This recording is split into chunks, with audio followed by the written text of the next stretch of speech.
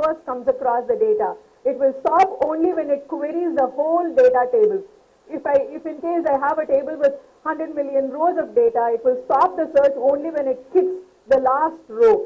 So it's a very tedious process. So in order to reduce this load, we use this index. Index helps us to seek the data, like what we have in dictionary. We just go to the particular location, the data and the meaning are in the same location. Similarly, what happens in the index of a book, I just navigate to the index, read, and then we will be able to go. So that's the mechanism that we achieve out of index. Now, what is a big change in this index with a column store index? Index is also stored inside the database along with the data in the same data page. So you can visualize it. For some of you who are new to database, you can visualize it like a book. As the page number is available in the same page where the book's content is available, the index also stays in the same page or same file where the data is available.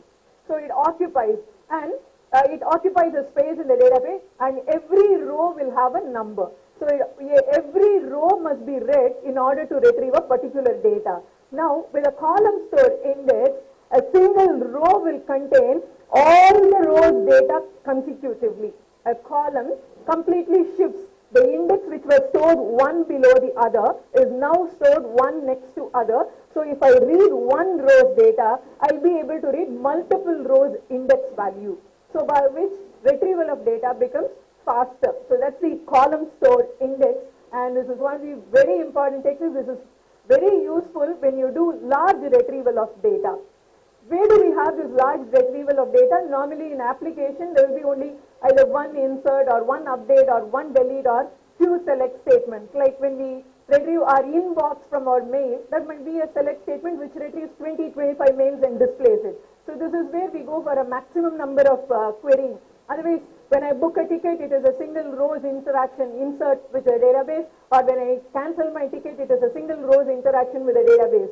Whereas, when they retrieve the data for business intelligence, for the analysis purpose, or for reporting services, they will always retrieve bulk data.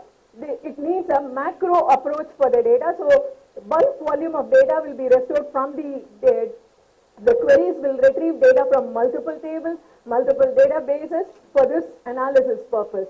So it assumes a lot of resources, and it needs so much pages, it needs a lot of read and write to retrieve this data. Whereas when we use this column store index, it will help them to retrieve the data faster, and this is only for business intelligence. On an OLTP database, when you enable column store index, you will not be able to enter data. So whichever server where we port the data for business intelligence, we can enable column store index, and that server will improve the performance when we have this column store index. So again, about this storage and search index, which I was talking to you about, column store index and full text search.